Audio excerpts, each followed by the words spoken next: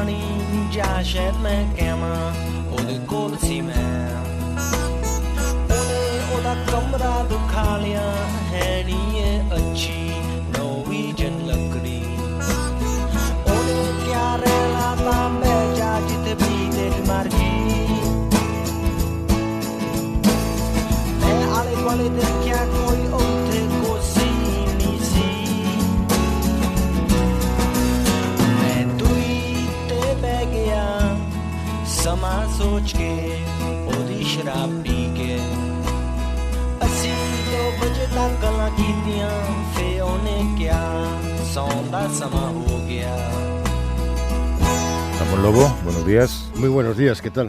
¿Llegas de Santander? ¿Has llegado ahora? Sí, de la Feria del Libro de Santander, con bastante público en la charleta y después con bastante venta y firma de libros.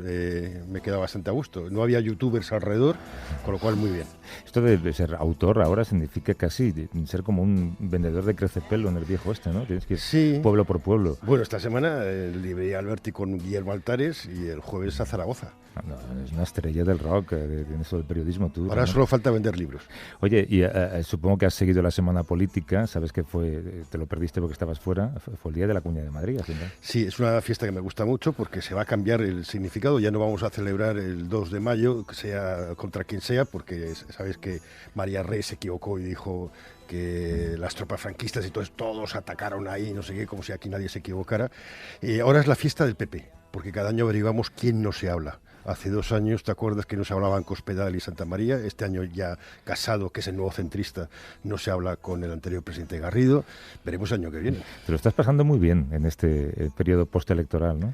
Sí, hay noticias malas, como la de Andalucía, que por fin se confirma que han entregado las listas de las personas que trabajan en la violencia de género. Me parece que es un tema muy serio como para estar haciendo este juego. Pero sí, está siendo muy divertido. Vamos a ver qué tipo de gobierno tenemos y qué es lo que pasa en las municipales. Yo voy a votar por correo. Hombre. Porque me toca estar en Tenerife. Pero lo has hecho ya. Bueno, se puede hacer hasta el día antes. Sí, creo, ¿no? Y hay una cosa muy importante que tengo que decir, que mucha gente no lo hace bien, porque me lo dijo una amiga, Isabel Couso, una de las hermanas Couso, que estaba en una mesa y 25% de las votos por correo quedó anulado. Porque además de las papeletas hay que poner el papelito, que es el certificado censal. Y hay que meterlo dentro, no de los sobres pequeñitos, sino del sobre general, y hay gente que no lo pone, y si no lo pones no vale. Y si lo pones dentro del sobre pequeñito, tampoco vale. No, tiene que ser cada papeleta en su sobre y dentro del sobre general tiene que ir la hoja censal. Cuidado, que esto tiene un reportaje, ¿eh? Vamos a hacer, venga, empezamos. Vamos.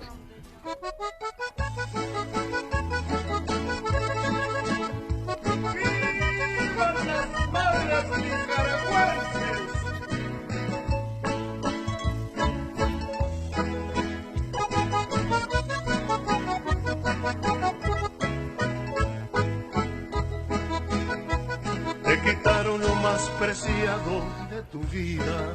Además tenemos mucho por delante hoy y a principio de temporada, si recuerdas, prometimos dedicar toda la atención que pudiéramos a un país del que no nos ocupamos lo suficiente. Muchos compatriotas se ilusionaron con la embestida revolucionaria que vivió el país en los años 70. Hoy son muchos más, desde luego, los que están decepcionados con la evolución política del sandinismo. Hablamos de Nicaragua, de los años revolucionarios, ya no queda nada, solamente una sombra que sumerge a ese país en una crisis enorme. Y pese a todo, es de los que cree que todavía queda espacio para la transformación. Wilfredo Miranda es periodista y es Premio Iberoamericano de Periodismo Rey de España por su investigación Disparaban con precisión a matar, publicado el 26 de mayo de 2018 en el diario digital nicaragüense Confidencial, y está aquí con nosotros. ¿Cómo estás, Wilfredo? Buenos días. Primero, gracias por venir y enhorabuena por el premio, por supuesto. El diario digital El Confidencial, ¿qué ha sido de él? El diario fue cerrado en diciembre. La policía de Daniel Ortega y Rosario Murillo, porque en Nicaragua la policía dejó de ser nacional hace mucho, cerró sin ninguna orden judicial nuestro medio de comunicación. Primero lo asaltó, robó todas las computadoras, las cámaras, desbarató el edificio, y 24 horas después regresaron policías de la Dirección de Operaciones Especiales a confiscar el edificio, como dije antes, sin ninguna orden judicial, y hasta el día de hoy nuestra redacción física sigue tomada por policías, pero eso no significa que nosotros hayamos salido de circulación. De hecho, desde Desde el mismo día del asalto y la confiscación, nosotros no hemos dejado de publicar ningún día, pese que la mitad de la redacción está fuera en el exilio. Es curioso que intenten cerrar Internet. No entienden lo que es el concepto de la libertad de expresión, ¿no? Claro, nosotros también teníamos 2 programas de televisión, nuestro director Carlos Fernando Chamorro que lo dirige, y el gobierno también le ordenó al canal donde nosotros comprábamos el tiempo aire para transmitir, sacarnos del aire. Así que nosotros nos quedamos en las redes sociales, en nuestra website y a través de YouTube. Pero perdisteis todo lo que teníais, claro. Lo físico, porque las ganas de hacer periodismo no la hemos perdido. Porque dices que la policía hace mucho tiempo que dejó de ser nacional. Porque la policía de Nicaragua era hasta hace 5 o 6 años considerada la mejor policía de Centroamérica o incluso de la región latinoamericana, pero hubo una involución, una sumisión del papel de la policía, el de Daniel Ortega. Daniel Ortega ha reformado muchas leyes, ha reformado la Constitución a su medida y básicamente eliminó la intermediación civil que había entre la policía y el poder civil, valga la redundancia, y él se declaró básicamente jefe supremo de la policía, así lo dice la Constitución política, y la policía comenzó a obedecer ciegamente a Daniel Ortega y Rosario Murillo hasta el punto que hace un año, cuando estallaron las protestas en Nicaragua, la policía comenzó a reprimir al dictado de lo que decía la pareja presidencial. Se puede decir que estamos en una dictadura, que hay más sandinismo original o espíritu sandinista en la calle y en la cárcel que en el régimen. Que el régimen ahora mismo es una especie de chiste revolucionario, ¿no? Yo creo que se puede decir sin ambaje que Nicaragua es una dictadura que asesina a los ciudadanos, más de 350 ciudadanos, una dictadura que tortura, que hay un número indeterminado de desaparecidos, que ha obligado a más de 60.000 nicaragüenses a salir al exilio. ¿Cuántos presos políticos? 760 presos políticos que el día de hoy son usados como rehenes, como fichas de cambio. Muchos de ellos por periodistas. el gobierno. Sí, son 2 periodistas y digo su nombre, Lucía Pinedo Ubao y Miguel Mora, colegas míos, que fueron apresados el 21 de diciembre, 2 semanas después que cerraron mi medio de comunicación. También cerraron su televisora, 100% Noticias, con el agravante que a ellos los están presos y los acusan de delitos insostenibles que hasta el día de hoy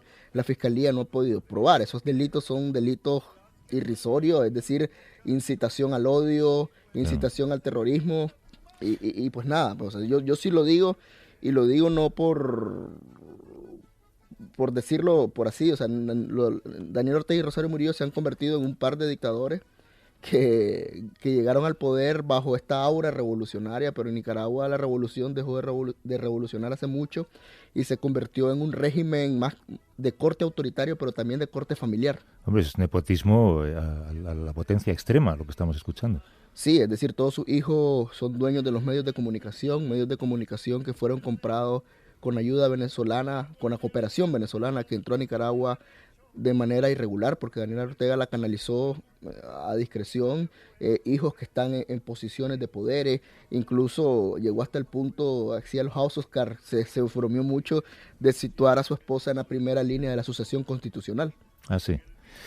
Claro, por este programa han pasado periodistas nicaragüenses que han huido y que ahora residen en España, algunos de ellos en el exilio, pero tienen miedo de hablar porque su familia está en Nicaragua. ¿Tú dónde vives ahora? ¿Lo puedes decir? ¿O? Sí, yo estoy entre Miami, Ciudad de México y ahora buscando un país ya para asentarme, pues porque yo salí desde enero porque cuando cerraron Confidencial empezaron una campaña sistemática contra Carlos Fernando, el director, y en especial contra ciertos periodistas de Confidencial. Mi foto la circularon en todas las redes sociales con una leyenda: se busca, por favor, captúrenos. Entonces yo me vi obligado a salir y llegué a Miami un par de meses y después me moví a Ciudad de México y ahora estoy viendo ya por fin buscando dónde asentarme, porque estar yendo y viniendo tampoco es un poco cansado. Pues deberíamos ficharte aquí, porque uno de los problemas que tenemos aquí en España es que no hemos entendido que Internet nos da una voz global, como el Guardian se ha convertido en un periódico global, y deberíamos fichar periodistas latinoamericanos para que informen desde España con la voz latinoamericana, con vuestra forma de hacer las cosas, y también ayudarnos a entender mejor. Hablamos mucho también de Venezuela y comparamos Venezuela con Nicaragua. Hablábamos antes que hay muchas diferencias. Sí, o sea, es decir, son 2 regímenes autoritarios, pero con crisis política humanitarias y de derechos humanos muy parecidas, pero totalmente diferentes en el fondo. Es decir, la ecuación de Nicaragua es mucho más simple que la ecuación en Venezuela. Es decir, en Venezuela para mí es clave el atrincheramiento del ejército con el gobierno. Se habla mucho de la presencia del narcotráfico en las esferas gubernamentales, mientras que en Nicaragua se trata de un par de personas que están aferradas al poder, que están atornilladas al poder con un delirio mesiánico de que ellos son o no son la revolución y que ellos son o no son Nicaragua. Y se trata de eso. En el caso de Nicaragua no hay un atrincheramiento hasta ahora claro y beligerante del ejército, como lo ha sucedido en Nicaragua, y además en Nicaragua el empresariado, que hasta hace un año tenía una especie de maridaje con el gobierno, juega un papel determinante. Es decir, en Nicaragua no hay petróleo, o sea, Nicaragua depende del turismo, que se ha caído cuando llenaron de paramilitares las calles, de la inversión extranjera y de la inversión privada, y todo eso hoy está en declive y Ortega no puede, o sea, para mí lo que va a ser determinante para solucionar esta crisis sociopolítica de Nicaragua va a ser el tema económico. O sea, este año Nicaragua no va a crecer casi 6 puntos porcentuales, cuando era uno de los países que macroeconómicamente más crecía en Latinoamérica. Entonces, en el tema económico creo que eso va a golpear mucho. Es decir, la sostenibilidad del régimen no es como la sostenibilidad del régimen de Maduro, que por muchas sanciones que hayan, ellos tienen petróleo, juegan con millones de dólares a diario, mientras que en Nicaragua no hay eso, y Ortega está claro de eso. Yeah. ¿En qué momento se torció la revolución? ¿Qué pasó? Mira, yo soy muy joven, yo te hablo como alguien que nació en los 90. Cuando yo nací, la revolución era algo que me contaban mis padres, que me contaban mis abuelos, y creo que al analizarla a la luz de los hechos, de lo que sucedió en los 80, porque evidentemente hubo una guerra de agresión de Estados Unidos, de Reagan, pero la revolución en su génesis tuvo muchos errores que en ese momento no se analizaban, precisamente porque estaban bajo ese contexto de Guerra Fría y de enfrentarse al imperialismo yanqui. Pero yo te puedo hablar de lo que yo conozco de 2006, cuando un revolucionario converso, porque volvió a abrazar a la iglesia, un marxista que volvió a abrazar a la iglesia, que recobró el poder hablando de convergencia, de unidad, de fraternidad, básicamente volvió al poder y implosionó la democracia desde adentro, las instituciones, o sea, anuló la independencia de poderes poco a poco, se reeligió, o sea, más bien aprobó la reelección indefinida, alegando primero que eso violentaba sus derechos humanos y políticos, después, así como lo que quiere hacer Evo Morales en Bolivia, que yo creo que lo han emulado mucho a Ortega en ese sentido de la reelección, Juan Orlando Hernández en Honduras, Evo, como les decía, la separación de poderes, coactó a toda la fuerza pública, a las fuerzas armadas, anuló sindicatos. Es decir, Ortega se puso en sus manos todo el poder en Nicaragua, y cuando comenzó a controlar el poder legislativo, cuando anuló a la oposición, porque la oposición en Nicaragua está ilegalizada desde hace un par de años, Ortega coronó, digamos, esta carrera autoritaria colocando, como les había dicho, a su esposa como vicepresidenta del país. Y Ortega, la sostenibilidad de Ortega, la sostenibilidad, aparte de todas estas tretas para sortear los obstáculos constitucionales, ha sido también repetidos fraudes electorales, que en Nicaragua desde 2008, no lo digo yo, lo ha comprobado la Unión Europea, las misiones de observación electoral de la Unión Europea, de la OEA, incluso en un ejemplo tan básico, en Nicaragua, ustedes acaban de votar, y en Nicaragua en 2008 yo recuerdo cuando votaron, al siguiente día las papeletas con los votos a la oposición aparecieron en un basurero, es decir, así tan burdo. O sea, eso es Ortega. Pues. Otra diferencia con Venezuela es que en Venezuela la sociedad aparentemente está dividida, con lo cual, si no hay puentes, habrá un conflicto civil, y en Nicaragua no está dividida, están todos contra Ortega y su camarilla, ¿no? Es impresionante. Hasta hace un año Daniel Ortega tenía una mayoría política clara, un apoyo popular claro, porque Ortega ha tenido a disposición de Venezuela desde que el mismo día que Ortega asumió el poder, Chávez llegó a los 2 días, lo declaró hermano del ALBA, y Daniel Ortega tuvo casi más de $1 millón al día a disposición para hacer lo que quería. ¿Y qué hizo? Fue comprar a las bases populares a través de programas sociales, de prebendas políticas, pero también compró al gran capital. Y es decir, Ortega navegaba en esa estabilidad que le decía que era el país que más crecía, el país más seguro de Centroamérica, a pesar de estar muy cerca de El Salvador, Honduras, Guatemala, con niveles de violencia altísimos. Entonces, mientras Ortega navegaba con esa bandera de logro, cimentaba un régimen autoritario. Y es decir, la popularidad de Ortega hasta hace un año era indiscutible. Pues, o sea, en Nicaragua no podías ir a un barrio y hablar mal del comandante y la compañera Rosario Murillo.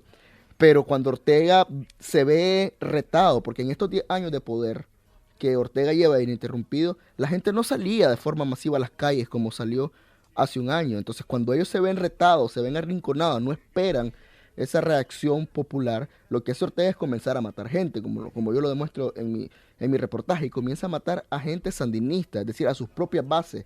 Entonces vos vas, bueno, ni siquiera yo o vos como periodista, vos ves la encuesta, de las encuestas más creíbles en Nicaragua, la popularidad de Ortega se derrumbó al 10, 8%, es decir, solo le queda la camarilla de empleados públicos y otro que otro simpatizante, es decir, o sea, Ortega asesinó a los nietos del sandinismo.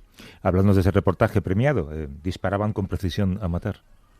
Sí, ese reportaje surge en caliente en el momento de las protestas. Cuando yo publico ese reportaje, habían 100 muertos, 100 asesinados en Nicaragua, y yo desde el primer día, porque como te digo, así como el gobierno se vio sorprendido por las protestas, a nosotros como periodistas, es decir, la misma sociedad se impresionó a sí misma, o sea, en la capacidad de volcarse a las calles y la reacción inmediata, porque nosotros también logramos filtrar unos correos de Rosario Murillo donde ella daba órdenes muy claras de represión, ella dijo, vamos con todo.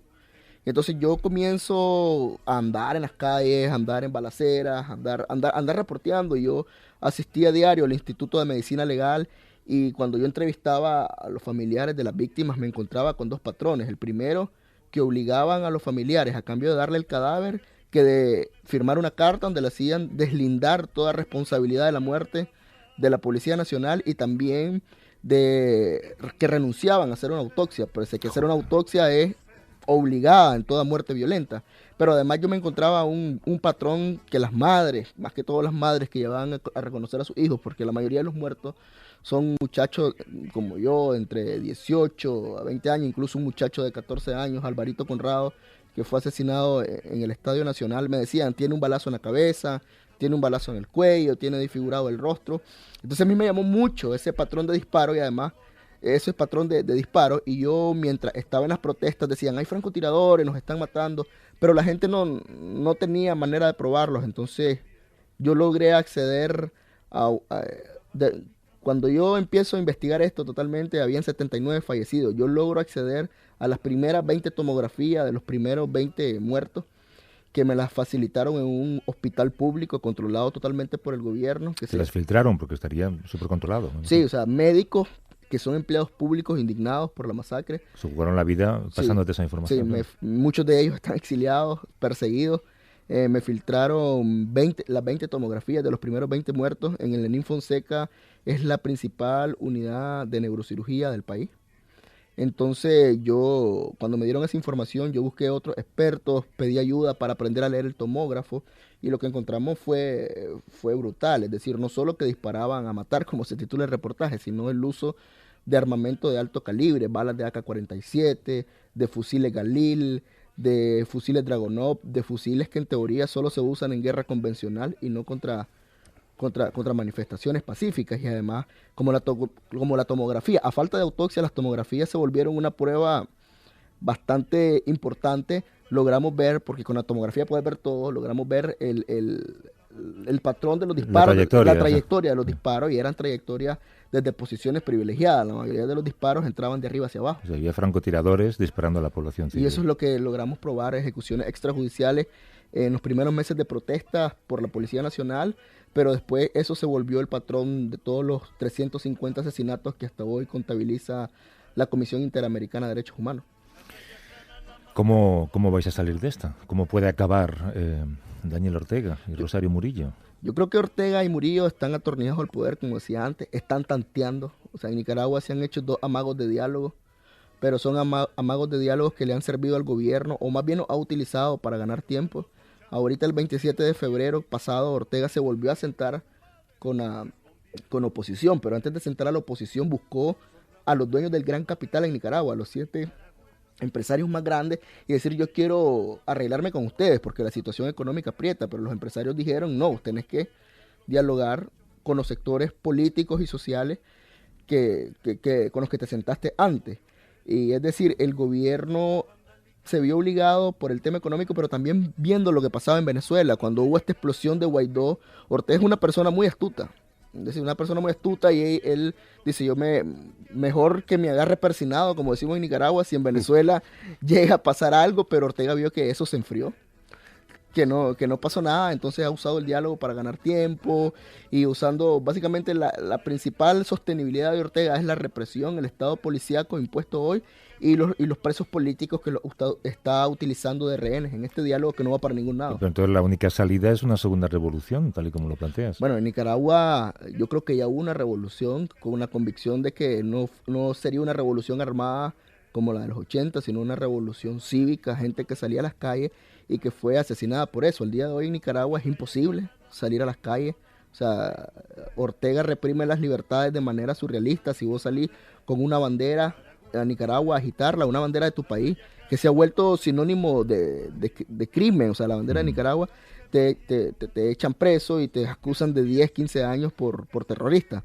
Entonces, yo creo que la revolución en Nicaragua están dando, pero la manera en cómo la gente la ha querido conducir no es una revolución que tenga que volver a necesitar de la violencia, porque Nicaragua es un pasado muy de ayer, muy reciente, marcado por la violencia que inevitablemente esta vez ha ejercido el régimen, pero la gente, creo yo, o según lo que yo he percibido, es que no quieren una revolución que necesite armas para sacar a Ortega. Lo que la gente está pidiendo es muy claro, un adelanto electoral y que se cuenten bien los votos en Nicaragua. Esa es lo único que está pidiendo la gente, así como justicia para los asesinados y la liberación de los presos políticos. Supongo que tu familia está por allí todavía. Sí, mi familia está por allá. Pues tendrán mucho miedo por ti, por ellos, por todo. Pues están tranquilos más bien yo al final terminé empujado a salir por ellos, por el miedo que tenía mi mamá, mi papá, mis abuelos, de que andate. Mi familia, digamos, yo no vivo con ellos porque yo vivo en Managua, en la capital. A la casa de mis padres en el pueblo han llegado a apedrear la casa, los persiguen, nos señalan, pero bueno, o sea, desgraciadamente cuando uno decide hacer esto, que hacemos periodismo de aquellos lados, de una u otra manera terminás involucrando a tu familia. Claro. Vaya historia, Ramón. Sí, ¿qué le podemos decir a la izquierda española para que termine de entenderlo? A una parte de la izquierda española. Mira, sí, a mí me sorprende mucho la izquierda española, me sorprende, bueno, ya no me sorprende Pablo Iglesias, cuando básicamente no solo creo que no entiende lo que pasa en Nicaragua, sino que hasta lo justifica, y justifica muchas cosas de lo que pasa en Venezuela. A mí, sinceramente, conmigo que me deporten o algo, a mí me parece una pena que tomen estas actitudes de una izquierda un poco trasnochada, de pensar que Ortega es un parangón de revolución o que Maduro lo es. O sea, yo quisiera que ellos vayan a hacer oposición a Nicaragua o que vayan a protestar a Nicaragua y que vean lo que les va a pasar. O sea, es muy fácil hablar, decir que lo que pasa en Nicaragua, lo que pasa en Venezuela se trata de imperialismo, de aquel viejo patrón de los 80. O sea, no, lo que pasa... Al menos yo no voy a hablar tanto de Venezuela porque si bien conozco, no me siento totalmente certificado para hablar como en el caso de Nicaragua, pero en el caso de Nicaragua no hay ninguna intervención extranjera, no es Trump queriendo derrocar a nadie. Nadie quiere poner las manos encima, todo el mundo quiere democracia, ¿no? Es un gobierno que ha asesinado a su gente y una gente que tras 10 años de supresión de las libertades simplemente se hartó y lo que pide es votar libremente. Wilfredo Miranda es periodista y Premio Internacional de Periodismo Rey de España este año por ese artículo de investigación. Disparaban con precisión a matar. Cuídate mucho y volvemos a hablar pronto si vienes por España, ¿de acuerdo? Gracias. Venga, un abrazo, gracias. Suerte. Gracias. Ramón, tenemos más invitados. Si quieres alargamos un poquito el espacio hoy, Vamos. porque mira, nos está esperando gente. Hasta. Venga. Las que parieron a los muchachos que un 19 que se rinda tu madre respondieron como Lionel. A vivir que son 2 días. Javier del Pino.